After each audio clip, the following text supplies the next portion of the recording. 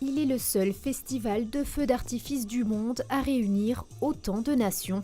L'incontournable concours international de feux d'artifice pyromélodiques se déroule chaque année durant la saison estivale. À l'initiative de la mairie, l'événement ne date pas d'hier. C'est une belle histoire parce que ce concours a été créé à l'initiative de Mademoiselle Campora, qui était maire de Monaco à l'époque, en 1966. Et pour une occasion particulière, c'était pour fêter le centenaire du quartier de Monte-Carlo. Et l'idée lui est venue de créer ce concours qui était à l'époque un concours de feux d'artifice. Un petit peu plus tard, en 1996, et depuis c'est un concours pyromélodique, donc la musique et la beauté du feu se sont associés pour offrir un spectacle encore plus beau, encore de plus grande qualité. C'est une tradition, et puis c'est une tradition qui tient à cœur à la mairie de Monaco, puisque c'est la mairie qui l'a créée. Nous, on prend la suite, mais surtout parce que c'est universel. Aujourd'hui, tout le monde était content de voir le même spectacle, c'est assez rare. On peut aller à l'opéra, on peut aller voir des comédies, mais les publics sont quelquefois différents.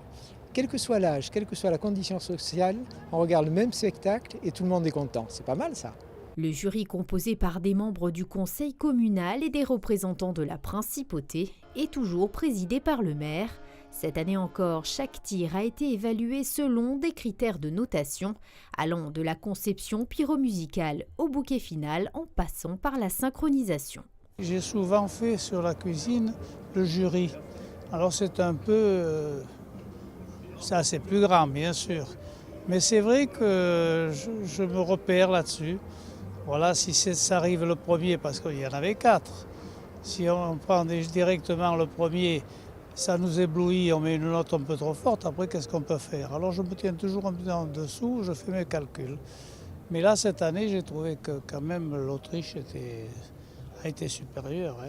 On fait un calcul, on regarde un peu, et puis après on demande un peu à l'autre ce qu'il a pensé, ce qu'il a fait. Le concours international de feux d'artifice a été interrompu durant 4 ans à l'occasion des travaux de la nouvelle digue.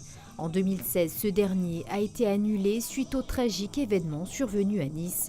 Aujourd'hui, la sécurité est renforcée.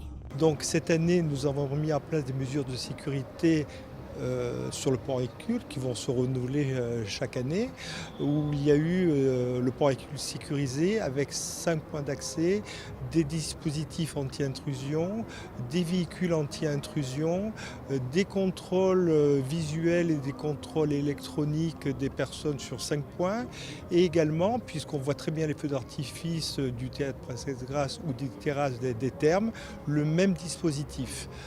Donc ça permet aux gens de venir d'une manière beaucoup plus sereine, et puis ce sont des mesures qui seront aujourd'hui obligatoires.